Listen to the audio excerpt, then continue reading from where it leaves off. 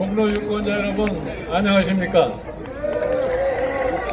이번 4월 15일 총선거가 여러분들과 우리나라 장래를 위해서 어떠한 의미를 갖는다는 것을 잘 아실 겁니다.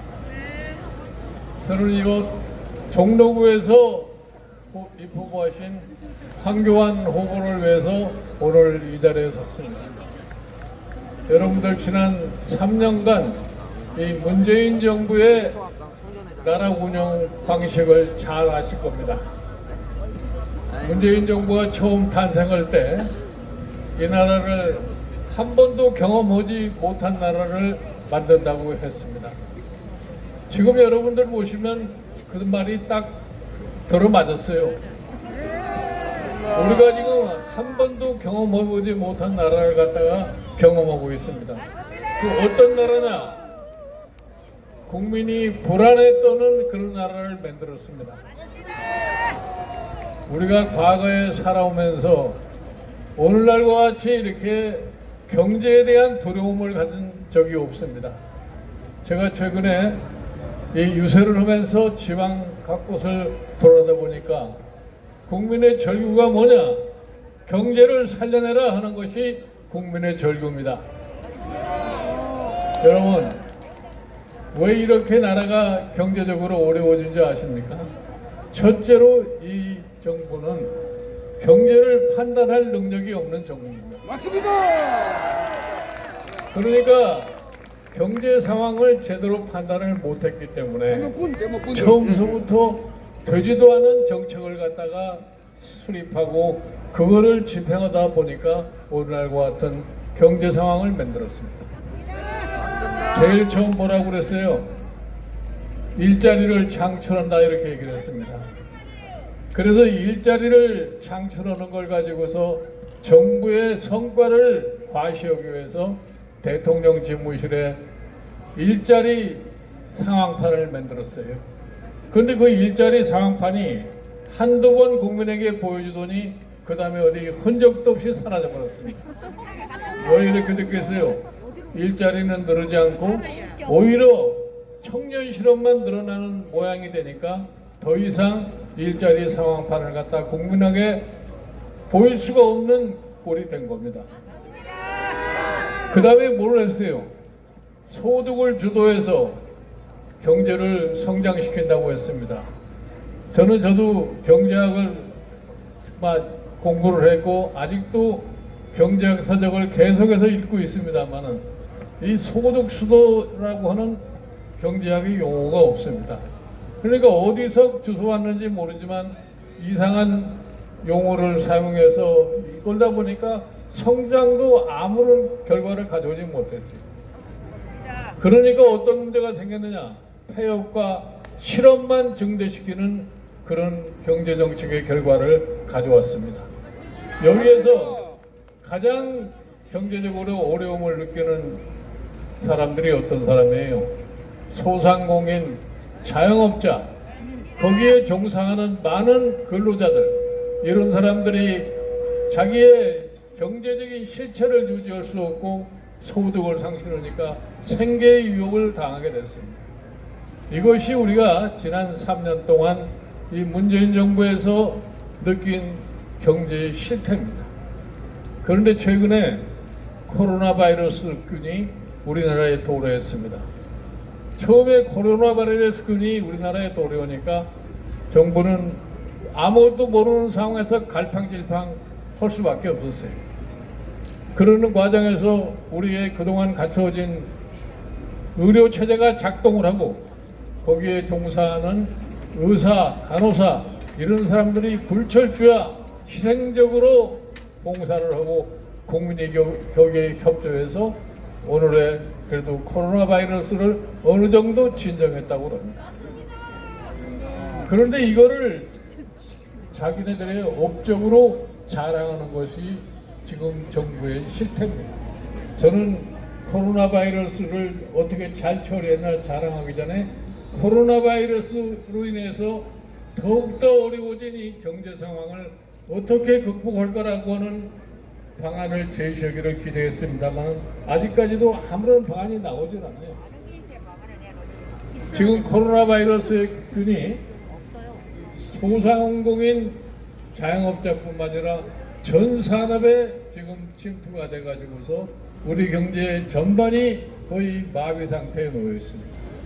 그럼 이런 상황에서 정부가 뭐를 해야 되느냐? 지금의 상황은 종전과 같은 경제정책의 방식으로는 도저히 해결할 수 없는 경제 여건이 됐습니다. 마치 천재지변이 일어난 것과 거의 비슷합니다. 2차 대전 이후에 전 세계가 지금과 같은 경제 상황을 겪어본 예가 없습니다. 이때 가장 유일한 정책 수단이라는 것은 정부가 재정을 잘 활용을 해서 이 여건을 어떻게 잘 극복하느냐에 달려 있습니다. 그래서 제가 이 통합당의 선거대책위원장으로 취임하면서 정부에게 이런 제안을 했습니다. 하루빨리 지금 예산을 항목 변경하는 조치를 취해서 한 100조 원 정도의 재원을 확보해서 지금 경제적으로 가장 어려운 소상공인, 자영업자, 거기에 종사하는 종업원들, 이 사람들에게 생존할 수 있는 대책을 강구해달라고 얘기를 했어요. 그러나 아직도 아무런 소식이 없어요. 이 사람들 하는 얘기는 무슨 얘기냐? 무슨 가구당 100만 원씩 줬다 이런 얘기예요. 그것도 지금 어떻게 어떤 방법으로 준다는 얘기도 안 하고 선거가 끝나면은 국회가 열리고 국회가 열리면 추경을 내서 준다고 얘기를 합니다. 그러나 이런 시간을 기다릴 수 있는 경제 여건이 아니에요. 대통령이 할 수 있는 권한이 뭐냐? 우리 헌법에서 대통령에게는 재정에 대한 긴급명령권을 부여하고 있습니다. 대통령이 긴급명령권을 발동하면 내일이라도 예산을 조정을 해서 얼마든지 시책을 강구해낼 수가 있습니다. 그런데 이걸 못 따라서 못하는 건지, 그렇지 않으면 야당이 제의를 하니 기분 나빠서 안 하는 건지, 그건 제가 잘 모르겠습니다. 여하간 지금 이러한 상황을 지속적으로 유지한다 할 것 같으면 우리나라의 경제의 미래는 굉장히 암울할 수밖에 없습니다. 그래서 여러분 유권자들에게 제가 묻습니다. 여러분들 어떻게 해야지 이와 같은 파행적인 경제 정책을 바꿀 수 있느냐? 딱 한 가지 방법만 밖에 지금 없습니다. 그 방법이 뭐냐? 여러분들이 오는 4월 15일 표로다가 그 상황을 결정하시면 됩니다. 여러분들의 표로다가 의사표시를 하고 이렇게 해서 통합당의 후보들이 당선이 돼서 국회의 과반 의석을 차지하게 되면은 그 다음에 당장의 상황이 바뀔 수 있습니다. 이 사람들도 그래도 자기 나름대로의 생존 본능은 갖고 있습니다. 의회가 야당에 의해서 과반 의석을 차지하게 되면은 자기네 미래에 대한 위험을 감지하고 지금까지의 잘못된 정책을 저는 수정하리라고 확신한 말씀을 드립니다. 그 다음에 제가 여러분에게 한 가지 더 지적하고 싶은 것은 이 정부는 처음에는 말로는 정의와 공정을 하겠다고 얘기를 했습니다. 그러나 여러분들이 지금 보다시피 우리나라는 정의와 공정이 사라졌습니다. 잘못된 사람이 정상적인 사람을 공격하고 그런 사람을 축출하려고 애를 씁니다. 여러분들 잘 아시죠? 작년에 우리가 어느 특정인을 장관으로 임명하려고 할 적에 나라가 소란 속에 빠졌습니다. 그래서 여러 가지의 문제가 제시됨에도 불구하고 그 사람을 장관으로 임명을 했어요. 여러분들 그 장관이 누구라는 거 잘 아시죠? 그러니 임명을 하고 국민들이 참 여러 가지로 비난을 퍼부으니까 한 달쯤 돼서 그 장관을 사퇴를 시켰어요. 저는 이 정부의 인사하는 것을 보았을 적에 이 사람들이 얼마나 이율배반적인 사람들인가를 저는 확인을 했습니다. 조국을 임명하기 전에 먼저 윤석열이라는 검찰총장을 임명을 했습니다. 그 검찰총장이 조국이 법무장관이 된다고 그러니까 조국의 각종 비리를 검찰이 수사할 수밖에 없는 것을 얘기를 했습니다. 그랬더니 어떤 문제가 벌어졌어요. 그렇게 됐으면 장관을 임명을 하지 말았어야 되는데 그럼에도 불구하고 장관을 임명한 겁니다. 이런 데서 우리가 공정이라는 얘기를 할 수가 있습니까? 이 공정이 가장 파괴된 예가 바로 이 조국을 법무장관으로 임명하는 과정 속에서 일어난 재반 사건들입니다. 그러면 그때 지금 더불어민주당이라는 여당은 뭘 했느냐? 여당에 한 사람도 용기 있게 그러면 안 된다고 얘기한 사람이 하나도 없습니다. 지금의 여당은 완전히 거수기 허수아비로밖에 전당을 안 했습니다. 그런데 최근에 선거를 앞두고 어떤 사람들이 입후보로 나왔느냐? 지난번 울산 시장 선거와 관련해서 각종 부조리를 저질러 가지고 지금 법의 심판을 받아야 할 사람들이 지금 선거에 출마하고 있습니다.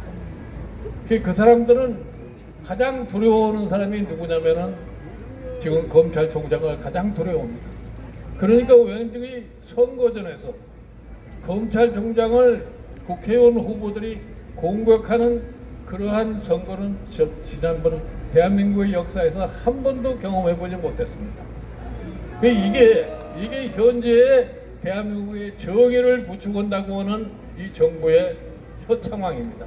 여러분, 우리가 이런 것을 그대로 방치를 하면은 나라의 법질서가 파괴되고 법질서가 파괴되면은 민주주의가 성립이 될 수가 없습니다.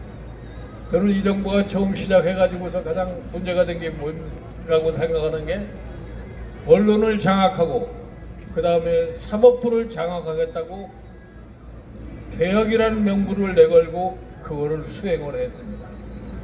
여러분, 이 사람들이 뭐를 그렇게 숨길 게 많아서 언론을 두려워해서 언론을 장악해야 되고 무엇을 그렇게 잘못을 많이 저질러서 법원이 들어오니까 법원을 사법부를 장악했다는 얘기를 하겠습니다. 이것이 지금 우리 현실이에요. 이것이 지속되면은 대한민국 그동안에 애써서 가꿔놓은 민주주의를 갖다가 상실할 수밖에 없습니다. 그래서 저는 이 대한민국의 민주주의 장래를 생각해서라도 이번 4.15 총선이 매우 나라의 장래를 위해서 중요한 시점이 되리라고 생각합니다. 그래서 제가 여러분에게 당부를 드립니다. 저는 서울시민, 특히 이곳 정치의 1번지라고 하는 종로의 유권자들을 믿습니다. 대한민국의 역사는, 정치의 역사는 서울시의 투표 결과가 항상 바꿔왔습니다. 저는 그래서 이번에도 서울시 유권자들이 지난 3년간의 문재인 정부의 시책들을 냉정히 평가해서 우리의 상황을 변화시킬 것이라고 하는데 확신을 갖고 있습니다. 그리고 제가 끝으로 여러분에게 한 말씀 드릴 것은, 여기가 종로 1번지라고 그러니까 우리 황교안 후보를 국회에 당선시켜서 그 다음에 대권을 향하는 후보를 한번 만들어 봅시다.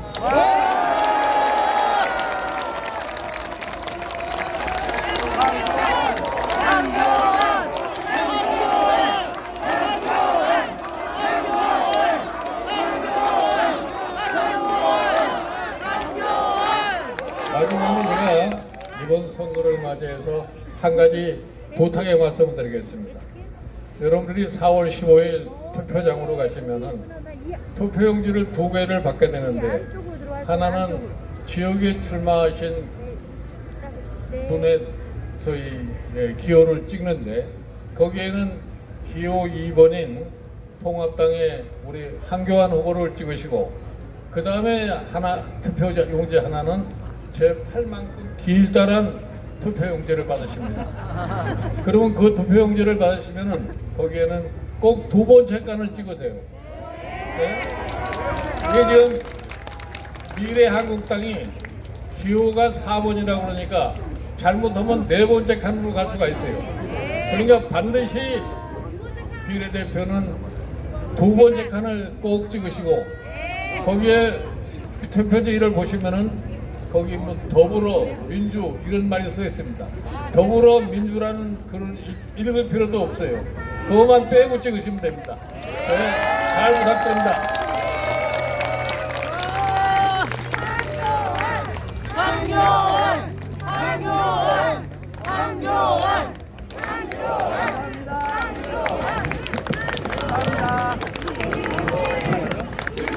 김종인 위원장님께 큰 박수 부탁드립니다.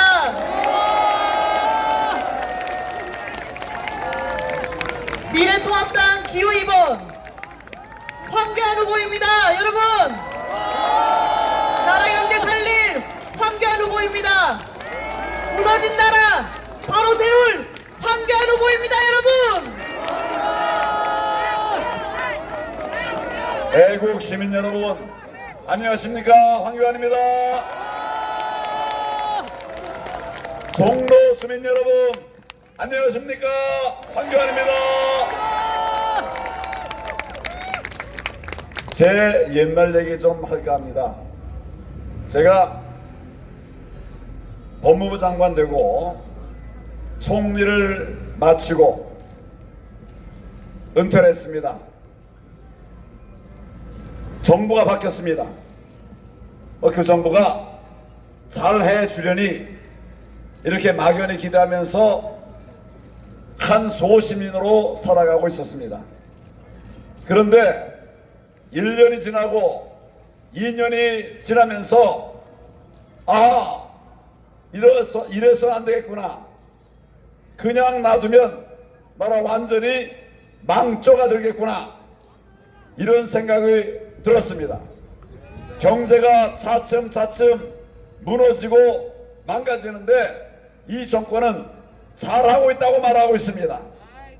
잘 될 수가 없는, 조금 아까 김종인 위원장님께서 말씀하신 것처럼 경제학자인데 들어보지도 못한 소득주도 성장을 가지고 나라를 살리겠다고 하니 이거 좌파 경제 실험을 하는 거거든요.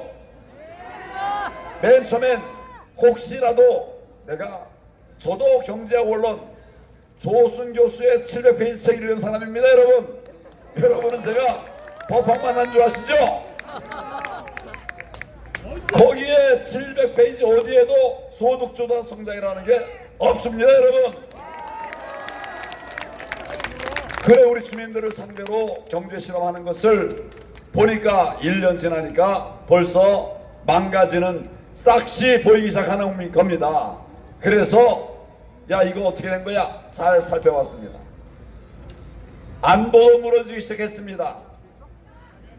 북한과 대화를 하면서 뭐 새로운 평화의 시대가 왔다고 이야기하고 있습니다. 한반도에 평화가 왔다. 그러나 저는 북한의 속성을 잘 아는 사람입니다.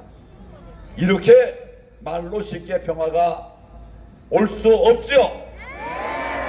어떻게 전쟁이 온 나라에 말 몇 마디로 평화가 오겠습니까? 걱정하면서 봤는데 아니나 다를까 남북 군사 협정을 맺어가지고 우리는 손발을 꼭꼭 묶고 북한은 계속 핵고도와 무장하고 있었습니다. 여러분, 나라 망가뜨리고 경제 망가뜨리고 민생을 도탄에 빠지게 하는 모습을 보면서 이래서는 도저히 안 된다. 국정을 책임 있는 사람이 한 사람으로서 나도 이 정권과의 싸움에 나서야 되겠구나 생각하게 되었습니다. 여러분,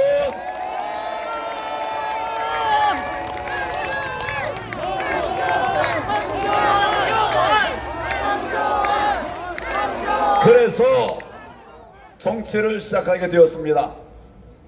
우리 저 친구들은 제가 정치 초년생이니 뭐니 하면서 별별 소리를 다 했어요. 근데 여러분, 태어나면서 정치한 사람 있습니까? 생내적 정치인 있습니까?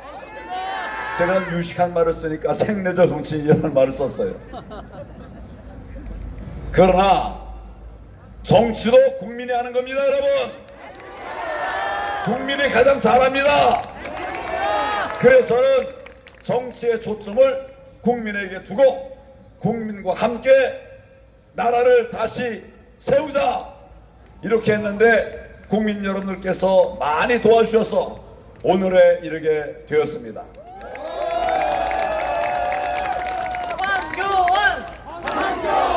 우리가 지난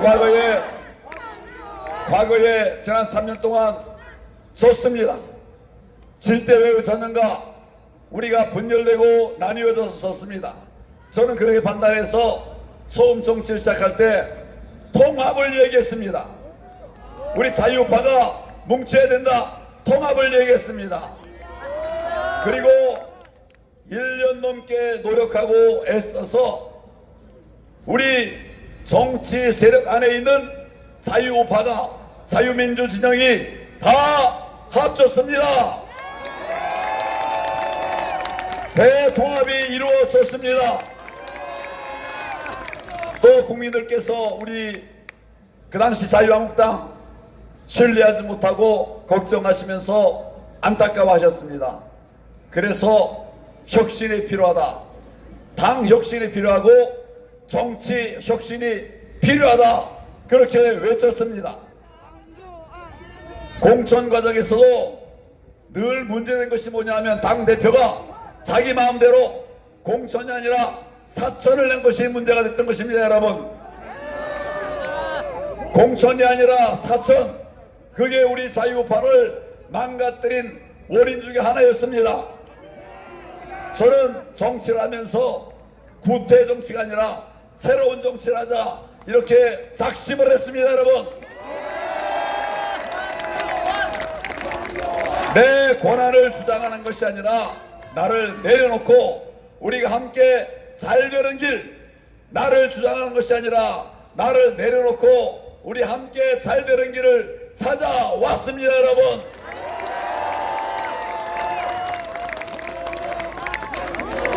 그래서 공천 혁신을 이루고자 했지만은, 그러나 우리가 사람을 바꾼 건 잘했지만 채우는 데 좀 문제가 있어가지고 지금 어려움에 처하게 되었습니다.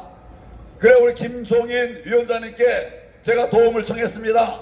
같이 나라 좀 세워주세요 말씀을 드렸더니 김종인 위원장님이 여러 가지 뭐 이것저것 따지시지 않고 같이 합시다. 그래 같이 하게 되었습니다. 여러분,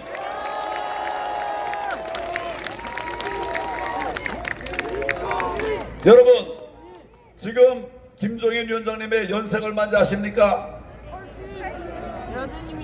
지금 무슨 어떤 다른 욕심이 있어서 들어오셨겠습니까? 아니요.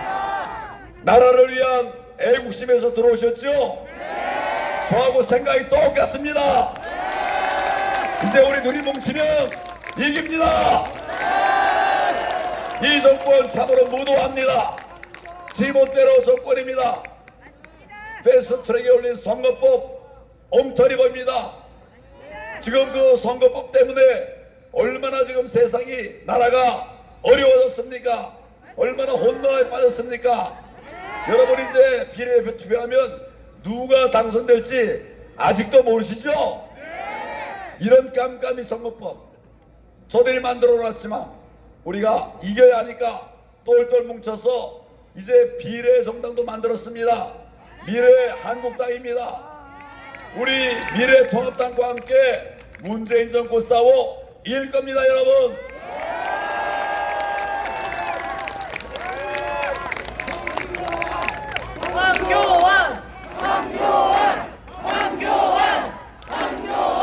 이 정권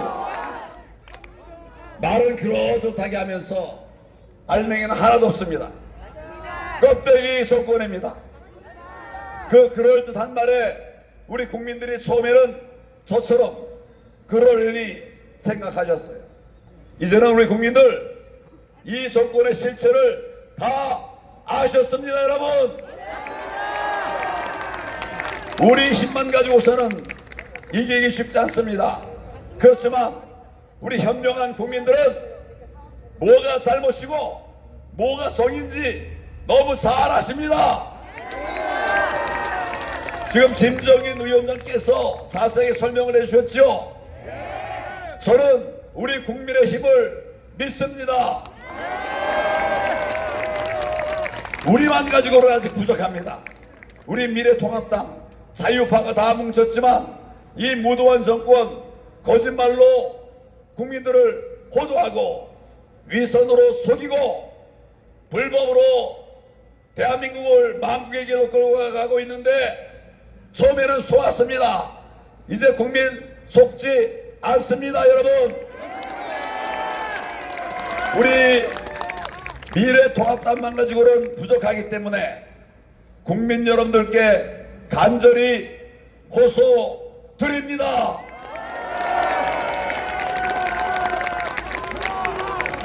달콤한 사탕발림에 속지 맙시다. 가짜 정의에 흔들리지 맙시다. 퍼주기 누구 돈으로 쓰는 겁니까? 이 정부 자기 돈에서 자기 주머니에서 나온 돈입니까? 지금 막 퍼주고 국가 재정 거꾸로 만들고 있는데 자기 돈에서 나온 겁니까? 김종인 위원장께서 국가 예산, 금년 예산이 512조입니다.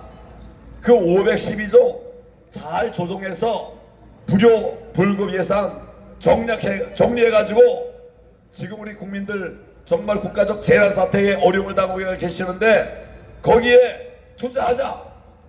전체 512조 중에 20%만 조정하면 100조가 되니까 그거면 우리 이 국가 재난 사태를 해결할 수 있다 말씀하셨는데 여러분 맞습니까? 왜 맞느냐? 이 정권이 재난기금으로 만들겠다고 하는 돈 뭘로 하겠다는 건가 하면 추경으로 하겠다는 거예요. 결국 누구 주머니 털겠다는 겁니까? 우리 국민들의 주머니를 또 털겠다는 거 아닙니까? 국가 부채가 1700조인데 또 털겠다는 거 아닙니까? 그런데 우리 김종인 위원장님과 우리 미래통합당의 재원은 뭐냐? 우리 돈 예산 확보된 거 그거 조정을 해서 아껴서 필요한 데 쓰고 불효 불급한 건 나중에 쓰고 이렇게 해서 국민들의 추가 부담 없이 지금 국가 재난 사태를 해결하자. 맞습니까? 또 주머니 털어가지고 돈 쓰는 그게 맞습니까? 아니면 우리가 잘 아껴서 이미 잡은 예산을 조정을 해서 그걸로 추가 부담 없이 하자. 이게 맞습니까? 뒤가 맞죠? 지금 우리는 위기에 처해 있습니다. 우리 국민들이 힘을 똘똘 뭉쳐서 이런 무도한 정권을 심판해야 합니다. 그 이유는 우리 김정인 위원장께서 자세하게 말씀을 해 주셨습니다. 이제 그 심판의 날이 다가오고 있습니다. 4월 10월입니다, 여러분.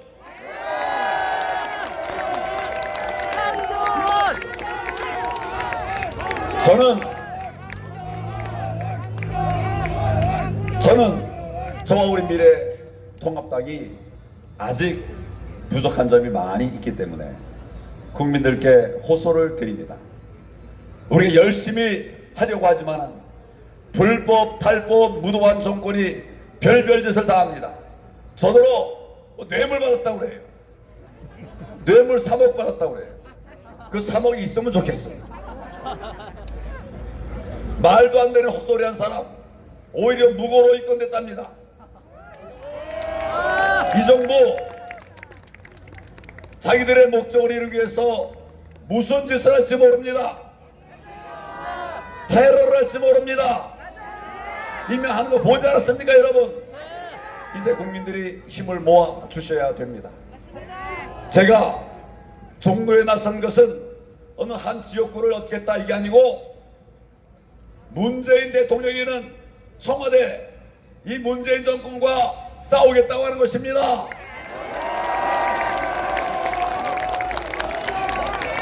혼자서 하기 힘듭니다.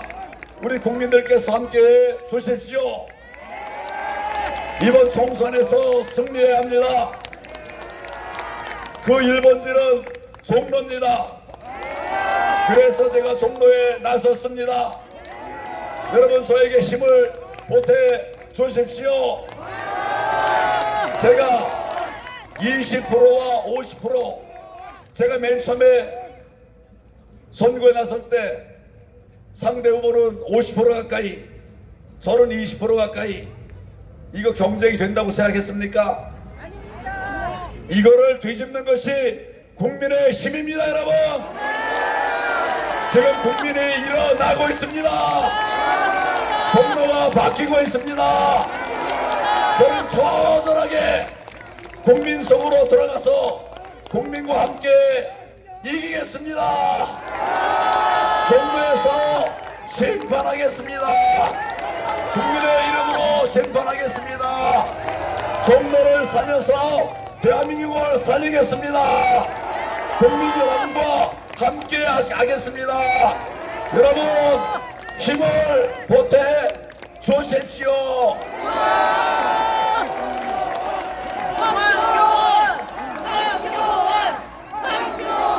제가 요새 종로 곳곳을 다니면서 큰절을 하고 있습니다. 우리가 잘못한 점을 국민들 앞에 고백하고 있는 것입니다. 제가 큰절을 할 때 절 받으시는 우리 주민 여러분들께서 제 손을 붙잡으시면서 힘을 내자고 같이 하자고 우리가 할 수 있다고 말씀을 해주십니다. 저희 국민의 힘으로 반드시 승리하겠습니다. 여러분 저를 도와주시겠습니까?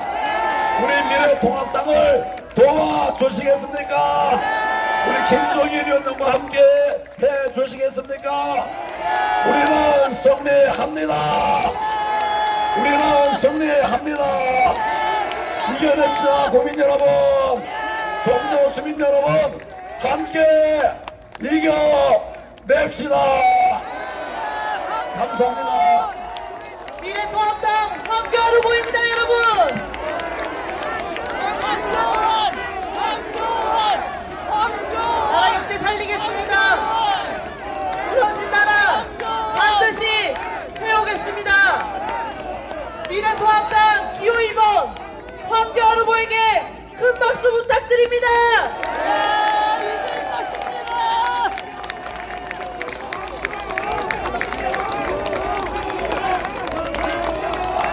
종로 시민 여러분, 대구 시민 여러분, 미래통합당 황교안 후보에게 힘을 모아주십시오.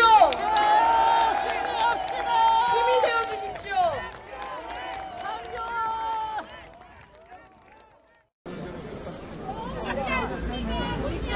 머리띠를 메워주겠습니다.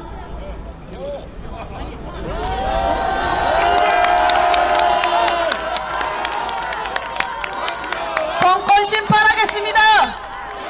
경제 회복하겠습니다.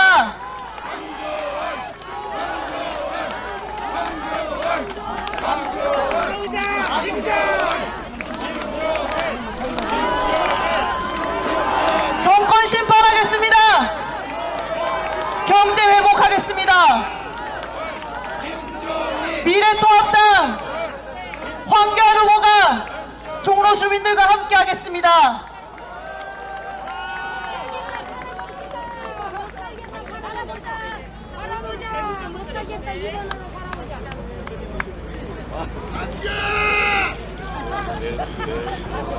승리를 다짐하며 스카프를 걸어주고 계십니다.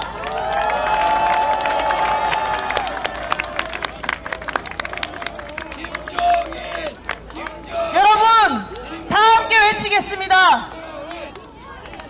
바꿔야 산다. 바꿔야 산다. 바꿔야 산다. 바꿔야 산다. 바꿔야 산다.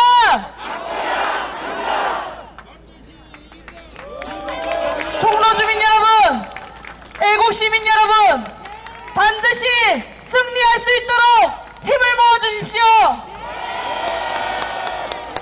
종로의 희망, 대한민국의 희망, 황교안 후보입니다. 황교안 후보에게 기회를 주십시오. 무너진 나라 살릴 기회를 주십시오. 무너진 나라 경제 살릴 기회를 주십시오. 감사합니다.